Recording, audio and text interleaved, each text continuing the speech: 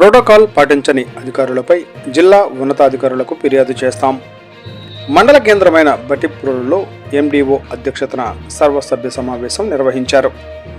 MPP Venkata లలిత కుమారి మాట్లాడుతూ ప్రభుత్వ పథకాల అమలులో ప్రారంభోత్సవాలలో కానీ ప్రజాప్రతినిధులకు తెలియపరచకపోవడం ప్రోటోకాల్ నిబంధనలకు వ్యతిరేకమని, అధికారులకు గమనించి ప్రతి ఒక్కరికి ఆయా ప్రాంతాలలో జరిగే కార్యక్రమాలకు ఆహ్వానం పంపాలని, లేని పక్షంలో జిల్లా కలెక్టర్ గారికి ఫిర్యాదు చేస్తామన్నారు. సాదాసీదాగా జరిగిన సర్వసభ్య సమావేశంలో ZPTC Tiruveedhula Udayabhaskari, vice MPP K పిచ్చయ్యశాస్త్రి, ఎం ఉషారాణి, పలువురు ప్రజాప్రతినిధులు, పలు శాఖల అధికారులు పాల్గొన్నారు.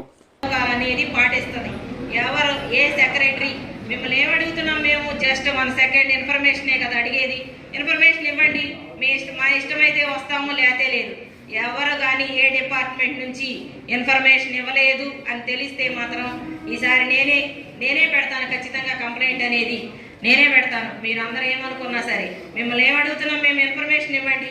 ఎవరైనా వచ్చి ఇప్పుడు రైతుల పరంగా చాలా మంది అడుగుతున్నారు, మందులు ఎరువులు ఇస్తున్నారమ్మా, మందులు ఇచ్చేవాళ్ళు ఇటువరకు ఈ ప్రభుత్వంలో ఇస్తున్నారా లేదని. మీ దగ్గర నుంచి ఇన్ఫర్మేషన్ వస్తేక మేము అవతల వాళ్ళకి ఏదైనా పాస్ చేయటానికి ఏం చెప్తాము, ప్రభుత్వం లేదని చెప్పడానికి సిగ్గుతనంగా ఉంది. కాబట్టి అటువంటి చేయబాకండి, ఇన్ఫర్మేషన్ అనేది ఖచ్చితంగా ఇవ్వండి. ఎవరైతే ఈ ప్రోటోకాల్ని పాటించలేదో మీకు కూడా చెప్తున్నాను, మా సెక్రటరీస్ కంపల్సరీగా మీరు చెప్పండి. యూఆర్టీ గారు లేక చెప్పేదాన్ని నేనే. ఖచ్చితంగా సచివాలయాల్లో జరిగే ప్రోగ్రామ్స్ ఇన్ఫర్మేషన్ అనేది మాకు అందరికీ ఇవ్వాల్సిందే.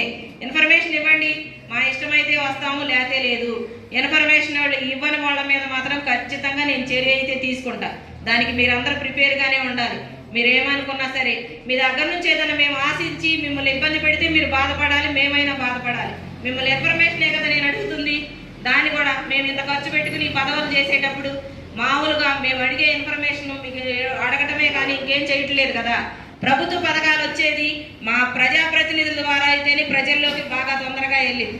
మరి 584 గ్రూపులకు కాను 33,19,00,000 రూపాయలు మంజూరు చేయించడం జరిగింది. అలాగే SGSY లేదా CIF అంటాం, సామాజిక పెట్టుబడి నిధి. ఇది మొత్తం మండల పరిధిలో 7 గ్రామ సంఘాలకి 26,50,000 రూపాయలు మంజూరు చేయించడం జరిగింది. అలాగే స్త్రీనిధి పథకం వచ్చేసి 90,00,000కి 2 కోట్ల చిల్లర మనం మంజూరు చేయించడం జరిగింది. అలాగే వృత్తికి సంబంధించి 28 మంది లబ్ధిదారులకి 14,50,000 రూపాయలు మంజూరు చేయించడం జరిగింది. ఇది ఈ ఆర్థిక సంవత్సరంలో జరిగినటువంటి కార్యక్రమాలు. రేట్ ఇచ్చారు కమిషనరేట్ నుంచి.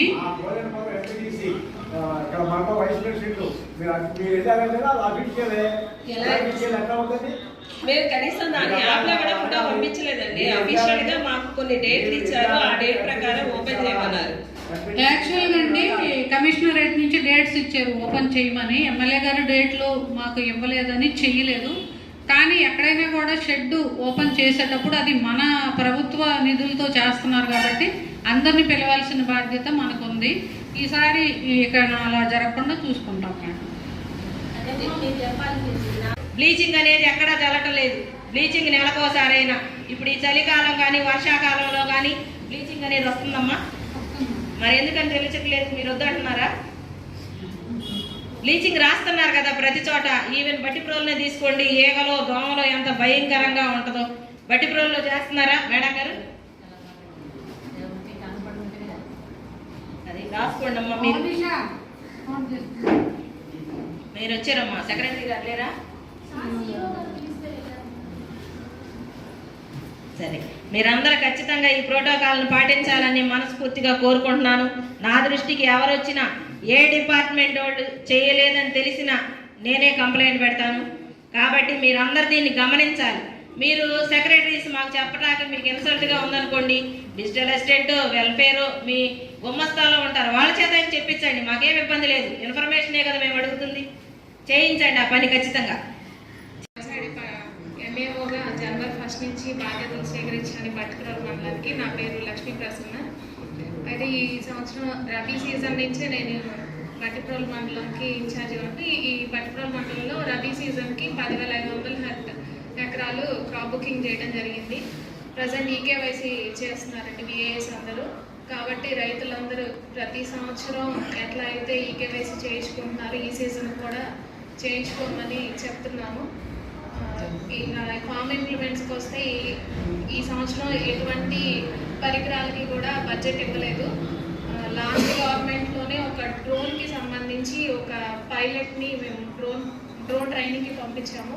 ఆ డ్రోన్కి సంబంధించి మాత్రం బడ్జెట్ రిలీజ్ అయ్యింది. అది కూడా ఐలవరం విలేజ్కి ఇవ్వడం జరిగింది డ్రోన్ అనేది. అది అకౌంట్ ఓపెన్ చేసి అమౌంట్ పే చేసి డ్రోన్ తీసుకోవాలి ఇంకా వాళ్ళు. అది వచ్చేసి ఫుల్ కాస్ట్ 10 lakhs అయితే 8 lakhs సబ్సిడీ అండి. 8 లక్షల సబ్సిడీ, 2 లక్షలు పెడితే చాలు.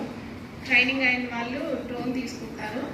అలాగే central government scheme farmer registry అని చెప్పి ఒకటి స్టార్ట్ చేశారండి. అది ట్రయల్ రన్లో ఉంది. చీరాల వర్షూరు అటు సైడ్ చేశారు. మనకి వచ్చేసరికి మన మండలానికి అదే మన డెల్టా మండల్స్కి వచ్చేసరికి సోమవారం నుంచి స్టార్ట్ అవుతుంది.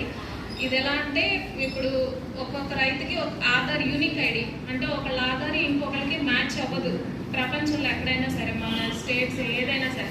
అట్లాగే ఈ యూనిక్ ఐడి అనమాట రైతుకి ఆధార్ ఎట్లాగో అట్లా వస్తుంది. అంటే మీరు ఎక్కడెక్కడ పొలాలు ఉన్నా సరే, ఈ మండలంలో కానివ్వండి వేరే మండలంలో కానివ్వండి, ఎక్కడైనా పొలాలు ఉన్నాయండి, మీ ఆధార్ కొట్టగానే ఆ పొలాలు లిస్ట్ అంతా వస్తుంది. వాళ్ళకి మేము ఓకే చేసాక ఒక ఐడి క్రియేట్ అవుతుంది. ఇంకా ఐడి ఉంటేనే మీకు ఏదైనా సరే ప్రభుత్వ పథకాలు పిఎం కిసాన్ కానీ రైతు భరోసా అని కానీ, లేదా ఇది సైక్లోన్స్ వచ్చినప్పుడు పొలాలు పోయినప్పుడు ఏది రాయించుకోవాలన్నా సరే ఇంకా యూనిక్ ఐడి ఉంటేనే వాళ్ళు ఎలిజిబుల్ అనమాట ఫార్మర్స్. అది ఇంటి దగ్గర వచ్చి ఏదో ఒక పోస్టర్ లాంటిది అక్కడ దానికి ఇంటికి అతికిచ్చి వెళ్ళిపోయారు అంతే. అది కూడా ఎవడో ఒక పిల్లోడు వచ్చి అతనేం రోడ్డు మీద వెళ్ళిపోతా ఉన్నాడు. అది పరిస్థితి. డిపార్ట్మెంట్ హెడ్గా కొంచెం బాధ్యత తీసుకోండి. పైనుంచి చేసే ఈ ప్రభుత్వం ఎంతో కష్టపడి ఖర్చుతో కూడుకున్నాయి కదా, వాళ్ళు అట్లా అతికిచ్చి వెళ్ళిపోతే ఏంటి అసలు ఎందుకు అతికిస్తున్నారనేది నాకే అర్థం కాలేదు. ఇప్పుడు మీరు చెప్తే అది క్లారిటీ వచ్చింది నాకు. ఒక పనికి పంపించినప్పుడు వాళ్ళు చేస్తున్నారా లేదని మీరు సబార్డినేట్గా వెనకెవరినైనా ఒకరిని పంపించండి, చేస్తున్నారా లేదా అనేది చూడండి, చేయండి. కొట్టని మీరు ఇంకా సమస్య లేదని చేయండి. ఇంటికే వస్తుంటే మీరు సమస్య ఎక్కడ చెబుతారు? ఎవరన్నా ఫోన్ చేస్తే కొంచెం లిఫ్ట్ చేయండి. ఆ బాటిల్ను కూడా కొంచెం ఎక్కువ శాతం స్కూళ్ళలో హాస్పిటల్ దగ్గర ఉన్నాయి, వాటిని కొంచెం క్లీన్ చేసేటట్టు చూడండి సార్. ఎందుకంటే సార్ పిల్లలు ఐలవరంలో బెల్ట్ షాప్ అమ్ముకున్నారు, మాకు ఏదో అభ్యంతరం లేదు. కానీ బెల్ట్ షాప్ పరిధిలో ఏది ఇప్పుడు ఎంపీపీ స్కూలు, లోకల్ మాకు వచ్చేసి ఇప్పుడు హెల్త్ సెంటరు అవి ఇప్పుడు 2 ఉన్నాయి. మీరు నేను చెప్పానని కాకుండా రాత్రి 8 ఇప్పుడు 7:30 9 మధ్య ఒక్కసారి చెక్ చేసి చూడండి. లేదు మీరు ఆ టైం మీరు ఏది ఇప్పుడు రాలేకపోతే పొద్దున్నే 7-8 వచ్చి చూడండి. స్కూల్ చిన్నబడి పిల్లల ముందు బడి ముందు ఇప్పుడు హెల్త్ సెంటర్ ముందు సీసాలు గ్లాసులు ఎన్ని ఉంటాయో మీరే ఒకసారి చెక్ చేయండి. బెల్ట్ షాప్లో ఏ పార్టీ ఏ గవర్నమెంట్ ఎప్పుడు ఉండగానే అవన్నీ ఉండేవి. కాకపోతే పరిశుభ్రం అనేది కావాలి. అదిగాక అది వచ్చేసి ఇప్పుడు హెల్త్ సెంటర్ స్కూలు నిత్య పడిపోయింది. దాని అంచనా తయారు చేసి గవర్నమెంట్ పంపించున్నాము. అది రాగానే మొదలు చేస్తాము. అలాగే సాగునీటి సంఘాలు ఏర్పాటు చేస్తాము డిసెంబర్లో. వాటి తాలూకు ఎత్తులకులు వీటిలో స్టేషన్ రెక్లెస్ లాంటిది మాకు ఆ సమాధానం మీరు చెప్తే, మీరు అఫీషియల్గా డిపార్ట్మెంట్ పరంగా అందరూ ఉన్నప్పుడు అక్కడ ఉండే ఎంపీటీసీ లేకుండా ఎట్లుంటుంది? ఈసారి రిపీట్ కాకుండా చెప్పమని చెప్తే అది మాకు సబబు. కానీ మీరు ఎట్లా చెప్తే ఎట్లా? ఈసారి మాత్రం మీరు అటువంటి రిపీట్ చేస్తే నేనే పెడతాను కంప్లైంట్.